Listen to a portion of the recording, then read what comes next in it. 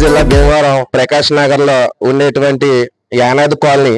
యానాది కాలనీలో ఈ రోజు మన భూపతి వెంకట నారాయణరాజు గారు బర్త్డే సందర్భంగా ఈ లోపు హైదరాబాద్ వాస్తవులు అయినా అయితే ఈ రోజు అనాథ పిల్లల మధ్యలో బర్త్డే సెలబ్రేషన్ జరుపుకుందామని ఆలోచనతో నేనే చెప్పాను. ఈ రోజు ఆయన ఎప్పుడు హైదరాబాద్ లో ఉంటే హైదరాబాద్ లో ఎప్పుడు కూడా ఫ్రెండ్స్ మధ్యలో బర్త్డే సెలబ్రేషన్ చేసుకుంటూ ఉంటారు. ఇప్పుడు కూడా ఈ రోజు అనుకోకుండా ఈ రోజు భీమవరం రావడంతోనే ఇలా బర్త్డే అని చెప్పి చెప్పడంతోనే కాదు, మీరు ఇలా మాకు అనాథ పిల్లల మధ్యలో యానాది పిల్లల మధ్యలో ఈ రోజు భోజన కార్యక్రమం మీ చేతితో వాళ్ళకి అన్నం లేని వాళ్ళకి కొద్దిగా భోజనం అన్నం పెట్టి కొద్దిగా మీ చేతితో ఇటు సెలబ్రేషన్ చేసుకోవాలి పేద ప్రజల మధ్యలో అని చెప్పేసి నేను అంటే కాదు, నీ చేతి కావాలి ఎంతైతే అంతే నీ చెయ్యనికి ఐశ్వర్యంతో ఎప్పుడు కూడా బాగోవాలని చెప్పేసి అలా మీ ఫ్యామిలీ అంతా కూడా ఆరోగ్యవంతంగా ఎప్పుడు కూడా ఎదుగుతూ ఉండాలి, ఎప్పుడు ఆరోగ్యం బాగోవాలని చెప్పి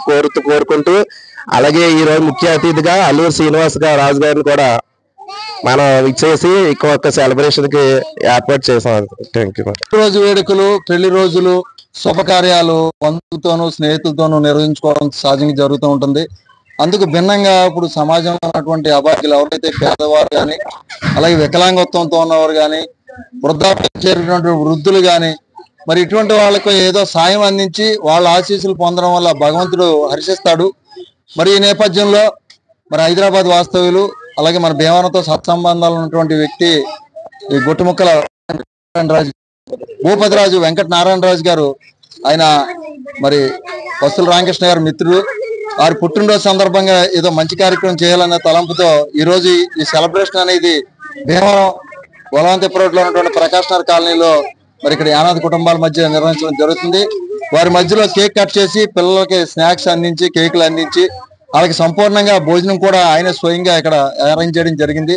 మరి నారాయణరాజు గారు ఇటువంటి పుట్టినరోజులు ఎన్నో జరుపుకోవాలి, అలాగే వారి కుటుంబం మరి ఆయురారోగ్యాలతో ఉండాలని చెప్పేసి ఇటువంటి సేవా కార్యక్రమాలు ఎన్ని చేస్తూ వారి అభివృద్ధి పదంలో ముందుకు సాగాలని చెప్పేసి వారికి పుట్టినరోజు శుభాకాంక్షలు తెలియజేస్తున్నాం. నారాయణరాజు గారికి ఈ పుట్టినరోజు శుభాకాంక్షలు తెలియపరుచుకుంటూ మన అల్లు శ్రీనివాస ఐశ్వర్యవంతంతో 100 సంవత్సరాలు జీవించాలని కోరుతూ మరి పూర్వం ఒక ఆనవాయితీ ఉండేది.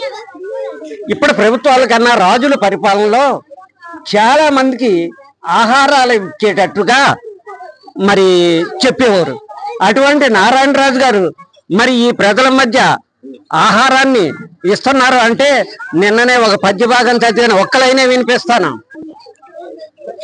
రెక్కలు రాని పక్షి పిల్లలు మేతకై గూటిలోన అంటే గూటిలో ఉన్నటువంటి వాళ్లకు ఆహారాన్ని ఇచ్చే ఈయన ఆయురారోగ్య ఐశ్వర్యంతో సుఖంగా జీవించాలని కోరుతూ ఈ అవకాశాన్ని ఇచ్చిన మీ